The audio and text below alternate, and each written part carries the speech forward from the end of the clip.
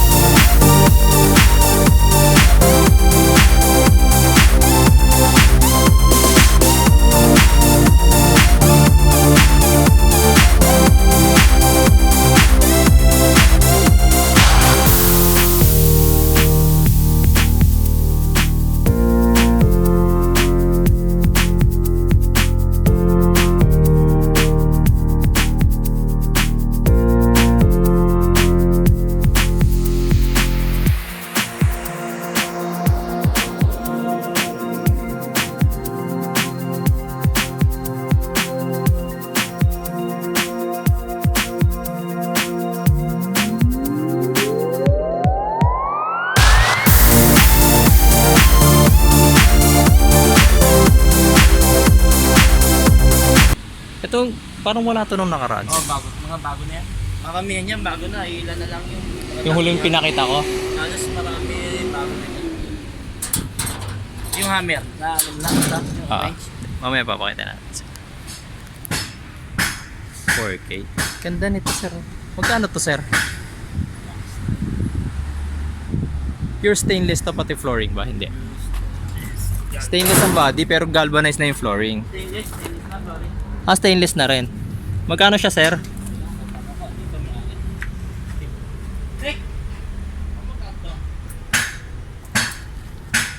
Pure stainless siya, guys. Pati flooring, manual transmission. Ayan.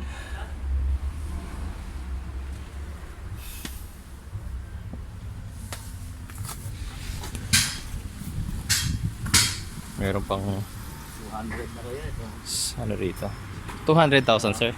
200,000, sir. 200,000 daw, guys. Rack and pinion.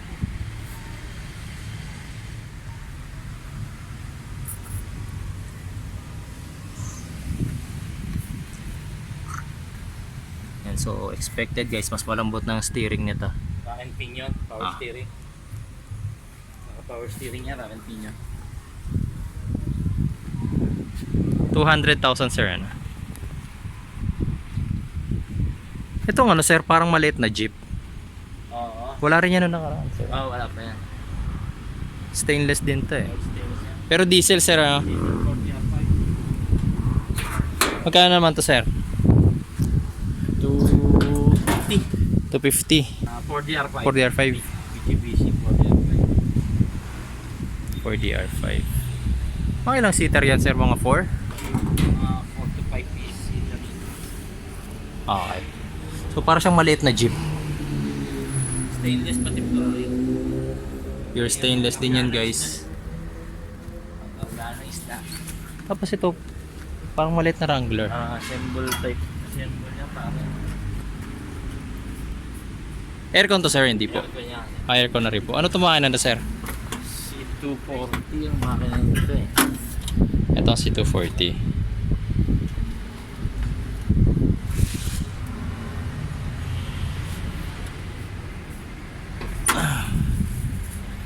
Ayan. Tingnan natin yung loob.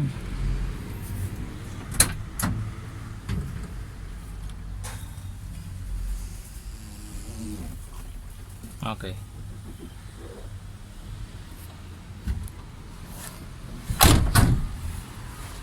Sir, magkano presyo nito? 250. 250. 250,000. Sir.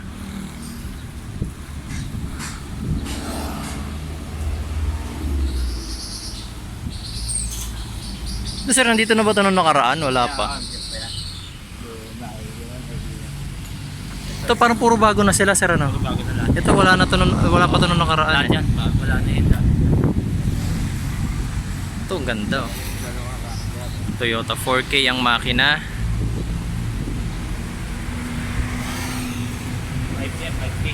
5K. 5K 5 speed. Okay, 5K 5 speed. Pure stainless din, guys. Check natin yung flooring. Yung flooring niya ang galvanized. And so galvanized na ang flooring nito. Stereo. Ayos. So maganda talaga silang gumawa ng upholstery dito, pati yung upuan nila. Medyo bago na yung ginagamit nilang upuan. Then with sound system na rin yan, guys. Top load. So meron siyang top load.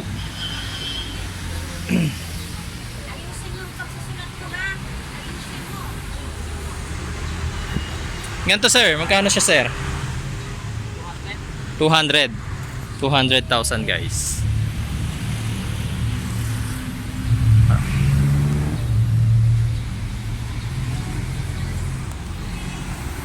Ito diesel naman. Ito yung mga ginagamit na pan-deliver ng baboy sa Maynila. May mga gantong cage. Tapos may top load carrier na rin. Pure stainless, pati flooring. Ayan, pure stainless lahat.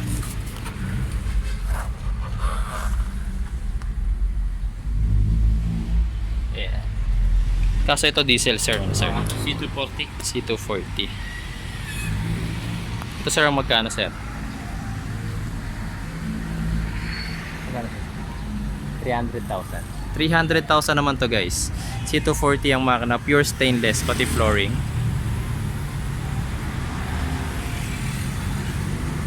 Ito almost same lang sila sir. Ha? Sa presyo, 350 to. 350 naman to. Kasi mas mahaba tsaka Mas mahaba. pati under chassis niya is original na Isuzu. Isuzu na pang ilalim. Front and rear.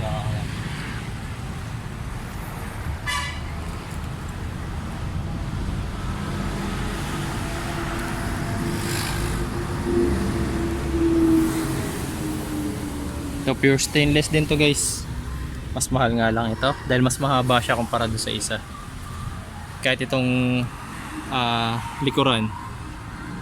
Tapos meron din siyang top load carrier. So kung maglalagay kayo ng paninda sa taas, hindi kayo mahihirapan kasi merong hagdan sa gilid. 350 sir, no? Tama, 350. 350,000 guys. Yan. So sa mga fans ng Hinebra, Big J Sports.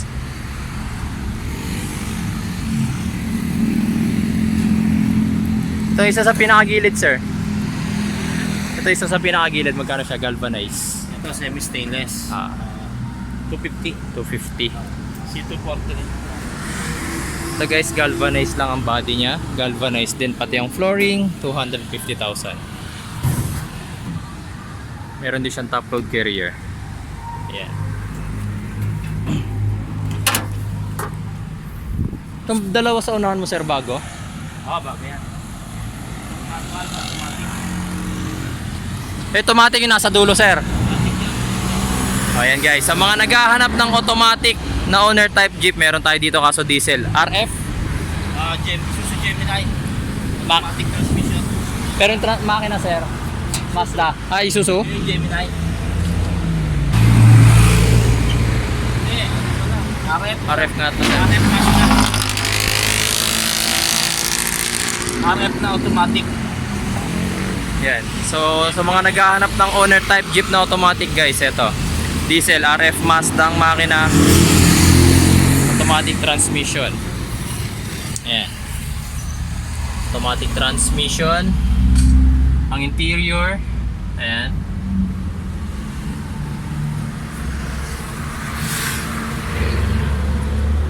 Kita nyo naman pati yung mga bakal na ginamit.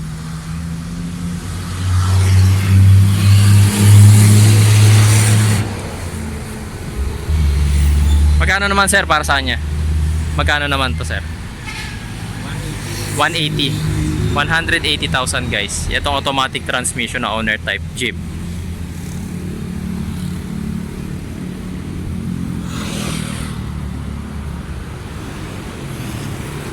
Ito sir, 4K na katabi niya.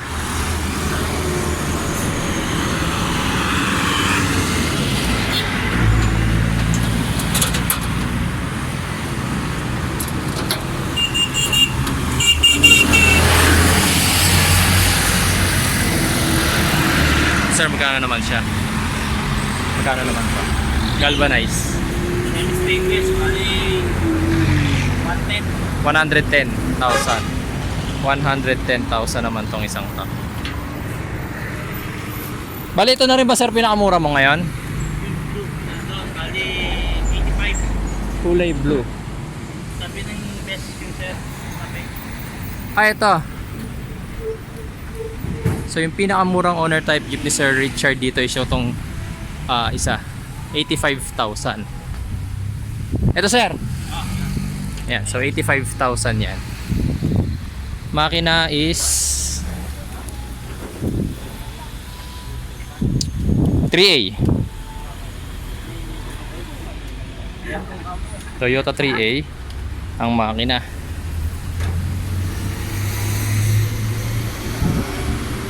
Yan. Tapos galvanized ang body, pati yung flooring. Siya, kaya pwedeng 80 rin niya kaso kaya nag-addition ng 85 upload. Okay sir. Susi Same na yan ang orange natin dati. Okay sir.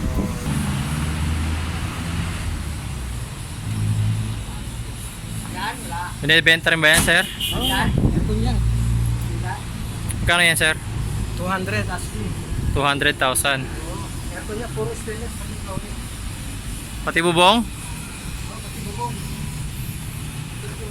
Ano makina nito, sir? Makina po. 4K. 4K din po. Ano to, sir? Naka-aircon na po? Aircon na? Aircon na. Ayan. So, pure stainless. Pati bubong. Pati flooring, 200,000 daw. Air conditioned guys na ta.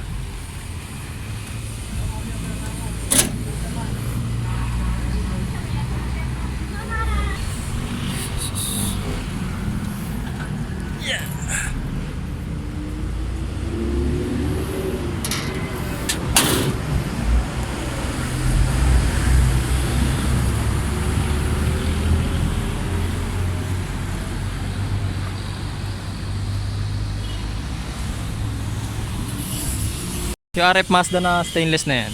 Ayun, 175. Ito yung 175. 175 daw to guys. So hindi ko to naitanong kanina. Pure stainless ang body pero ang flooring niya is galvanized na. Galvanized ang kanyang body. RF Mazda rin ang makina nito.